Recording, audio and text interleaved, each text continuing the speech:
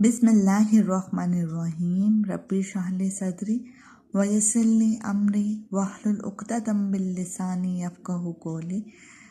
अस्सलामुअलैकुम क्लास 7। उम्मीद है आप सब ठीक होंगे। आज जो है वो हम सबक है ज़िंदगी का मकसद औरों के काम आना, जो आपका लेक्चर नंबर 1 है, वो करेंगे। ठीक है, अपनी किताब खोलें और किताब का सफ़ा नंबर 100 निकालें। ठीक है, हम पढ़ते हैं।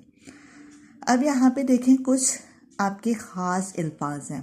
ख़ास अल्फाज यानी मुश्किल अल्फाज भी कह सकते हैं। हम इसको पहले पढ़ लेते हैं फिर, ताकि हमें और आगे पढ़ने में आसानी हो जाए। तरजीह, पसे पुष्ट डालना, जस्ते वाहिद, बेसरो समानी, दरख्शंदा, मामूर, यगानगियत, नागहानी, आफतज़दा, ज़री, सुरखरू। अब हम सबक को पढ़ना शुरू करते हैं।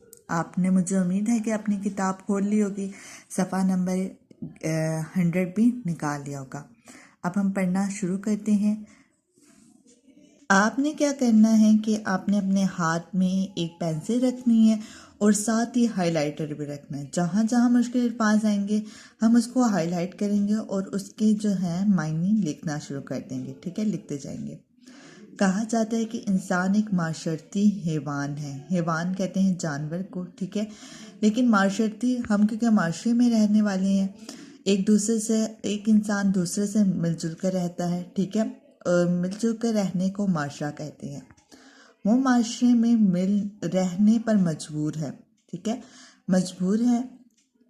उसे कदम कदम पर दूसरों के सहारे की ज़रूरत पड़ती है। इंसान वही है जो दूसरों का खैरख्वाह और हमदर्द हो, यानी दूसरों के बारे में सोचे कि किस तरीके से हम दूसरों की मदद कर सकते हैं। अगर इंसान दूसरों के दुख दर्द को अपना दुख दर्द नहीं समझता तो वो इंसान कहलाने का हकदार नहीं। दूसरों के काम आना और मुसीबत में उनकी मदद करना ही असल इंसानियत है। जब जज्बा हमदर्दी बढ़ जाता है तो इंसान दूसरों को अपने आप पर तरजीह देने लगता है। तरजीह का क्या मतलब होता है? अपने आप पर अहमियत देना शुरू होता है। तरजीह का मतलब है अहमियत। वो अपनी ज़ाती मफादात को पसे पुष्ट डालकर अपने भाई बंदों के मफादात को अवलियत यानी पहले देने लगता है। अब यहाँ पे जो है पसे पुष्ट लफ्ज़ हुआ है, इस्तेमाल हुआ। ठीक है, पसे पुष्ट यानी पीछे डाल देना। मफाद की जमा है और इसका मतलब होता है फ़ायदा। वो अपनी ख्वाहिशात को भूलकर अपने भाइयों के काम आता है। अपने ज़रूरियात की कुर्बानी देकर दूसरों की मदद करता है। इस जज्बे को इसार कहते हैं। इसार यानी कुर्बानी देना। अब यहाँ पे इसका जो है ना, इसकी अगर तारीफ देखें इसार की, तो वो पीछे ही हमें लाइन में समझ आ गई है। वो अपनी ज़रूरियात की कुर्बानी देकर दूसरों की मदद करता है।